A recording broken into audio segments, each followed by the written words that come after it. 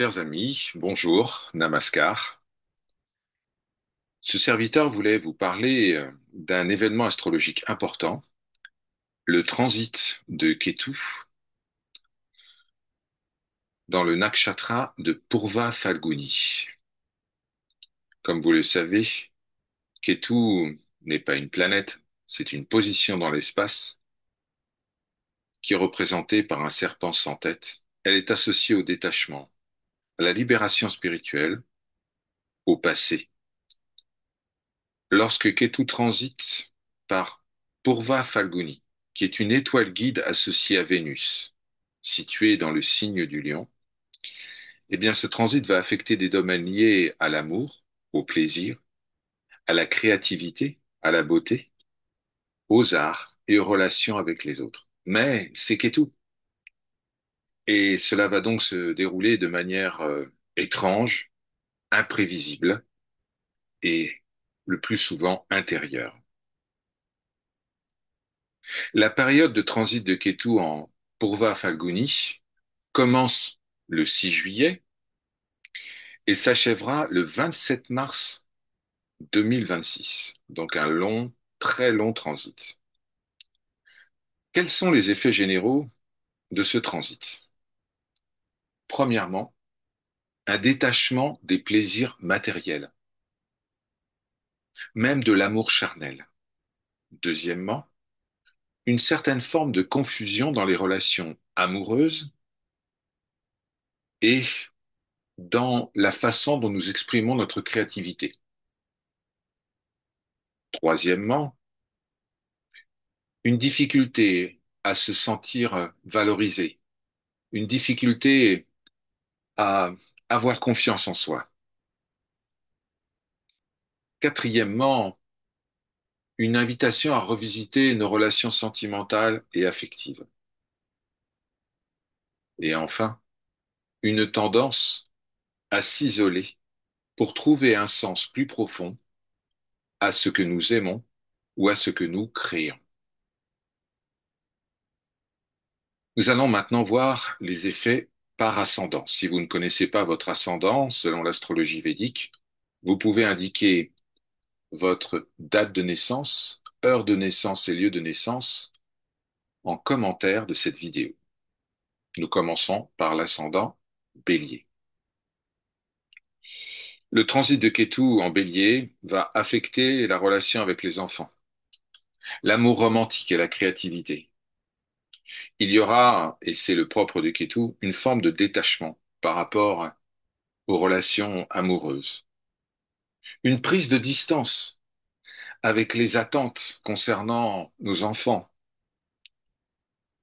Cela va être une bonne période pour explorer notre côté créatif, artistique, avec une grande touche de spiritualité. Ascendant Taureau. Le transit va affecter la vie domestique, la relation avec la mère et également la paix intérieure. Il va y avoir une certaine forme de détachement par rapport à la vie au foyer, par rapport à la vie de famille. Une difficulté à se sentir chez soi et avant tout, une recherche d'une paix plus intérieure, plus spirituelle que matérielle et extérieure. Ascendant Gémeaux. Le transit de Ketu va impacter la communication, la relation avec les frères et les sœurs et toute forme d'initiative et de projet. Cher Gémeaux, Ketu va générer des difficultés à exprimer les désirs. Il y aura beaucoup moins d'intérêt pour les interactions sociales ou même les petits voyages. Il y aura l'envie peut-être de tenir un journal intime, une forme de repli créatif, d'isolement spirituel. Ascendant Cancer. Le transit de Ketu va concerner ici l'argent, la famille, la communication et notre façon de manger. Cher ascendant Cancer, attendez-vous à des ruptures ou des tensions familiales. Vous allez certainement aussi vous détacher de vos habitudes alimentaires préférées.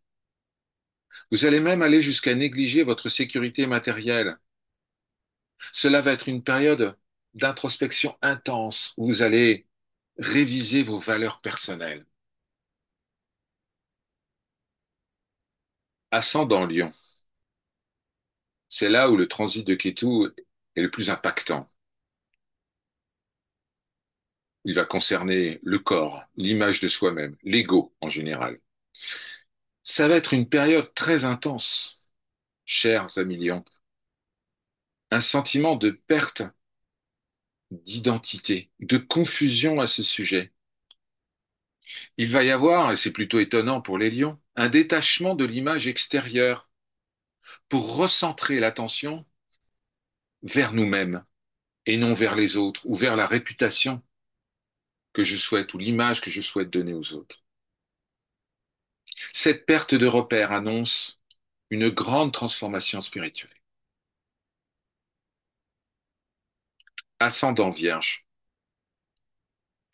le transit de Kétu va favoriser l'isolement, l'exploration du subconscient et la spiritualité en général. C'est très favorable pour une retraite, pour la méditation, pour l'étude de textes. Il va y avoir cette invitation à la solitude, au voyage intérieur. Attention tout de même à ne pas se saboter, à ne pas laisser la quête intérieure nous emmener sur des voies de traverse. Ascendant, Balance. Le transit de Kétu concerne les amis, les gains et les aspirations. Attendez-vous, chère Balance, à vous détacher des cercles sociaux que vous fréquentez habituellement. Il va y avoir aussi des changements dans les projets à long terme. Beaucoup moins de gains matériels, mais de possibles révélations spirituelles émergeront. Ascendant Scorpion. Le transit de Kétu va concerner votre carrière, la reconnaissance publique en quelque sorte. Alors Kétu va rendre les choses un peu confuses. Vous allez noter une perte d'intérêt pour la carrière, la progression, les promotions. Vous allez redéfinir ce qu'est la réussite. Est-ce que c'est uniquement la fiche de paye? Et attendez-vous à de possibles ruptures avec la hiérarchie. Ascendant Sagittaire. Le transit de Kétu va concerner les voyages, les études. Et évidemment, Kétu va perturber tout ça. Il va y avoir une forme de crise de foi, FOI, non, FOIE, une remise en question des croyances religieuses ou philosophiques.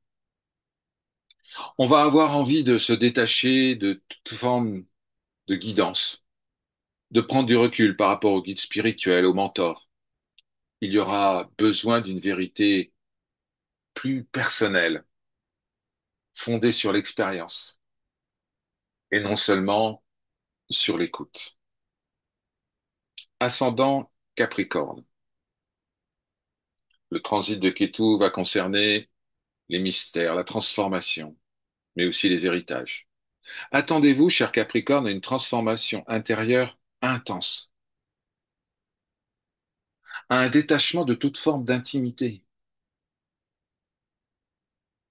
et à des expériences karmiques extrêmement puissantes, très déstabilisantes. Ascendant Verseau. Le transit de Kétu va concerner le mariage et les partenariats. Alors, la vie de couple, cher Verseau, ne veut pas être de tout repos. Des crises, des séparations sont possibles dans la relation de couple. Il y aura une forme de détachement vis-à-vis des attentes envers l'autre. C'est-à-dire, une compréhension que le bonheur est notre véritable nature et qu'aucun autre ne peut nous apporter le bonheur que nous sommes déjà. Il y aura une grande réflexion pour ceux qui sont en couple sur la nature de la relation. Ascendant Poisson. Le transit de Ketu concerne la santé, les ennemis, le travail au quotidien. Alors cette période de transit pourrait révéler des problèmes de santé chronique à surveiller, cher Poisson. Vous allez avoir tendance à vous détacher des routines, ou tout du moins à les négliger. Attention au karma négatif. Faites ce que vous avez à faire. Pour tous les ascendants, Ketu est un agent de détachement. Si quelque chose semble s'éloigner pendant ce transit, c'est peut-être pour révéler un attachement inconscient, puissant. La période qui s'ouvre à partir du 6 juillet prochain est idéale pour la méditation, le silence, l'introspection et le travail spirituel.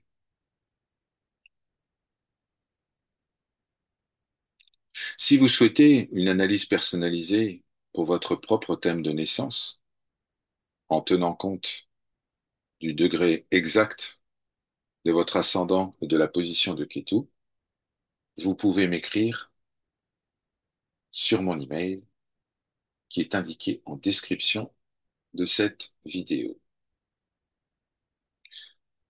Très belle journée de lumière, par sa grâce. Om Shanti, Shanti, Shanti.